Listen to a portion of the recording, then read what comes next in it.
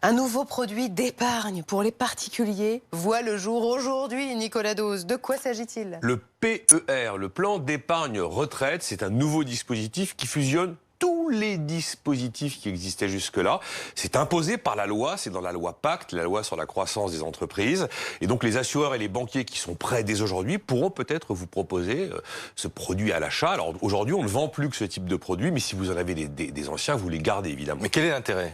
Il y en a deux principalement. La simplification. On avait plein de produits, des collectifs, des individuels, pour les fonctionnaires, pour les indépendants, pour les militaires. On n'en a plus que 3. PER, il y a le PER tout simplement individuel pour les particuliers, puis le PER collectif dans les entreprises avec un volet facultatif et un volet obligatoire, et après les deux grandes innovations.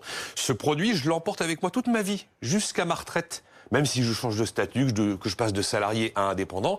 Et puis surtout, il y avait un frein sur les dispositifs existants, c'est qu'on ne pouvait sortir qu'en rente viagère. Le français, il n'aime pas la rente viagère. Mais il va falloir verser régulièrement. On verse, oui, ça, on verse pour sa retraite régulièrement, mais on peut sortir en capital en une fois, alors que jusqu'ici, c'était de la rente viagère et ça freinait la progression de ce produit. Et puis les conditions de sortie, c'est pas que la retraite. On peut sortir en cas de décès du conjoint, on peut sortir en cas d'invalidité, s'il y a un problème de surendettement, si j'avais des droits au chômage qui s'arrêtent, même pour acheter sa résidence principale, ou si j'ai arrêté une activité qui a été liquidée en justice.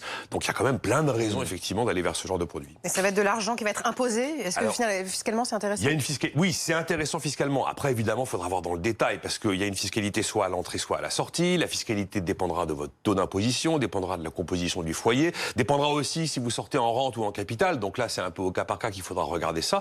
Mais en tout cas, il y a une mesure attractive, c'est que jusqu'en 2023, il y a un abattement qui est prévu. Il est doublé.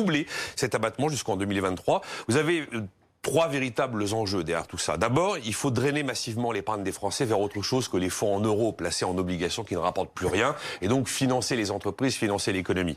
Après, il y a l'idée qu'on va apporter du rendement aux épargnants. Si vous ouvrez ce produit à 30-35 ans, il y aura une plus forte prise de risque qui va s'atténuer et disparaître progressivement plus vous avancez vers l'âge de la retraite.